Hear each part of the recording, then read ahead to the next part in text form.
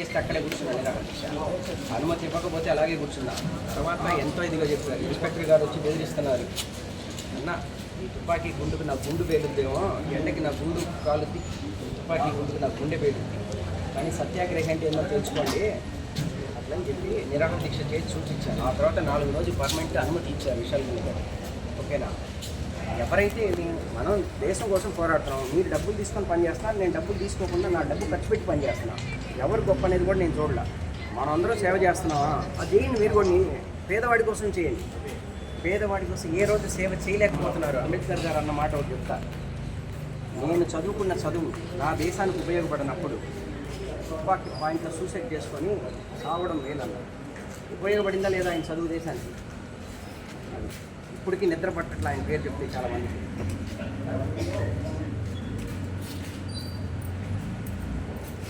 ఎవరు మాట్లాడకపోతే ఎవరు మాట్లాడతారు? నాకు ఏదో కావాలని అక్కడ నాకు కోట్ల సంపద ఉంది, నాకు అవి వద్దు బాబు. ఏదో అమ్మా నాన్న లేని పిల్లల చదువులకి అలా చేసి నా పిల్లలకి పెట్టకుండా దేశానికి ఎవరు నాతో పోరాడడానికి వస్తున్నారో వాళ్ళ పిల్లల చదువులకి ఆ విధంగా వెళ్ళిపోతుంది అంతే. ఎన్నో కంపెనీలు ఉన్నాయి, మొత్తం తీసి పారేసి ఒక్కటి పెట్టుకున్నా. అది కూడా వచ్చేసి ఎవరి దగ్గర డొనేషన్ తీసుకోకూడదు కదా, ఏదో వాళ్ళైనంతవరకు ఏదో చేయాలని పక్కనతో. అన్నీ చూస్తున్నప్పుడు రోజు రోజుకి స్త్రీగా పుట్టడం పాపం లేకపోతే శాపం. వాళ్ళకి ఏం పాపం చేశారో కానీ ఆ పుట్టుకనిచ్చారు.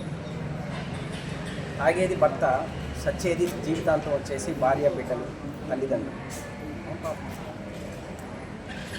నాయకులకి నయవంచకులకి తేడాలు తెలియకుండా ఓట్లు వేసి పారేస్తున్నాం, డబ్బు తీసుకొని ఓటేస్తున్నాం. అంబేద్కర్ గారు వివరంగా చెప్పారు, ఓటు అనే ఆయుధం మీ చేతికి ఇచ్చాను, సరిగా ఉపయోగించుకొని రాజుగా బతుకుతావో అమ్ముకొని బానిసగా బతుకుతావో నీ చేతుల్లో ఉందన్నారు. నేను వీధిగా పోయి చెప్తున్నాను, మంచి ఓటు మనం వేద్దాం, అది మంచి వ్యక్తికే వేద్దాం. వాహనం కూడా పెట్టాను, గాంధీ గారు పెట్టారు.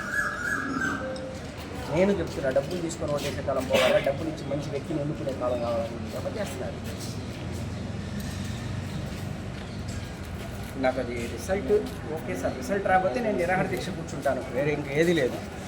నేనైతే అరెస్ట్ని ప్రేమిస్తాను, మరణాన్ని ప్రేమిస్తాను. గాంధీ గారి మరణం కన్నా నా మరణం ఘోరాతి ఘోరంగా ఉంటుందని నాకు తెలిసే నేను ఇలా మారాను. యేసు ప్రభు మరణం కన్నా ఘోరాతి ఘోరమైంది అయితే కాదు, అలా రాదు. వచ్చినా సంతోషంగా ఆహ్వానిస్తా, స్వీకరిస్తా. కారణం ఇంతవరకు అంతకన్నా ఘోరంగా ఎవరిని చంపలేదు. ప్రజాస్వామ్యాన్ని ప్రేమిస్తాను, రక్షిస్తాను, మరణాన్ని ప్రేమిస్తాను. ప్రజాస్వామ్యాన్ని రక్షించడానికి ఏదైనా చేస్తాను. నేను నిరాహార దీక్ష కూర్చోవాలా లేకపోతే నాకు రిజల్ట్ చెప్పాలా అనేది ఇప్పుడు నన్ను అడిగిన, అయ్యా మీరే చెప్పాలా, మీరు పర్మిషన్ అడిగారు కదా, నాకు అది విషయం చెప్తే నా పని చూసుకొని వెళ్తాను. నెక్స్ట్ ఇంకా చాలా పనులు ఉన్నాయి, చాలా చదవాల్సినవి ఉన్నాయి. ఓకేనా? చాలా పోరాడాల్సింది. కావాల్సిన ట్రీట్మెంట్ అందింది సార్. ఇప్పుడు ఆయనకి ఇక్కడ లేదని చెప్పారు,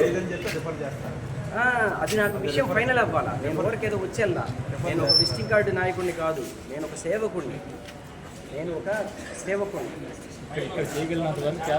రిఫర్ చేసి నాకు అది ఇది వాళ్ళు మార్చి చూపించండి, వెళ్ళిపోతా.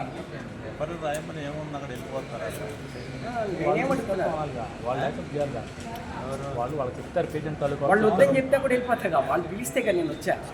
అది కాదు గురువు గారు, పేషెంట్ తాలూకా వాళ్ళు ఇక్కడ నుంచి చెక్ చేసుకుని వెళ్ళి అక్కడ మేము ట్రీట్మెంట్ తీపించుకుంటాం అని అంటే వాళ్ళు దానికి ఏకీభవిస్తే ఇక్కడ నుంచి రిఫర్ చేస్తారు.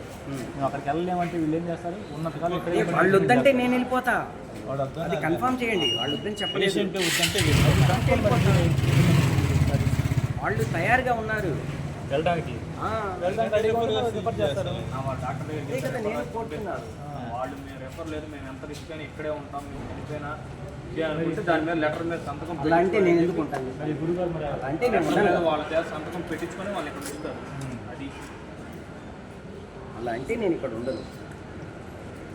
నేను ఎంత శాంతియుతంగా ఎంత చెప్పాలో అదే చెప్పాను. ఇప్పుడు కూడా శాంతియుతంగానే చేస్తాను, కాకపోతే కొంచెం చెప్తాను. నేను ఎప్పుడు కొంచెం ఆవేశం మీకు కనబడచ్చు, ఎందుకంటే నేను చెప్తాను కదా, నేను అక్షరాల గాంధీని కాను. నేను గాంధీ, నాలో అంబేద్కర్. లోపల అంబేద్కర్ మాటలు, రూపం గాంధీ రూపం, పోరాట విధానం గాంధీ గారి పోరాట విధానం, దీనిలో అంబేద్కర్ భావాలు బయటకు వస్తూనే ఉంటాయి. నా పర్సనల్ ఒపీనియన్ చెప్తే మా నాన్న మొన్న హెల్పింగ్ డాక్టర్ వచ్చి మీ డిపార్ట్మెంట్లో ఎమర్జెన్సీ చేయించు. అదే బాగుంది అంటే అది బాగుంది. మాకు ఆల్రెడీ ఆరోగ్య భద్రత కార్డ్స్ ఉంటాయి, చేయించుకోవడానికి మాకు రియంబర్స్మెంట్ వస్తాయి. అన్నీ వచ్చేసి చెప్తున్నా, ఎవరు ఒకరు వచ్చారు చేయించుకున్నారంటే ఇప్పుడు తెలుసు కొంతమంది కలెక్టర్లు వాళ్ళ పిల్లల్ని గవర్నమెంట్ స్కూల్లో చదివిస్తున్నారు. అందరూ ఎక్కడ చదివిస్తున్నారు? ఇది రియల్. కొంతమంది న్యాయమూర్తులు ముందుకు వచ్చి వాళ్ళ ఆస్తులు మొత్తాన్ని బహిరంగంగా వచ్చేసి ప్రకటిస్తున్నారు. కేసు విషయం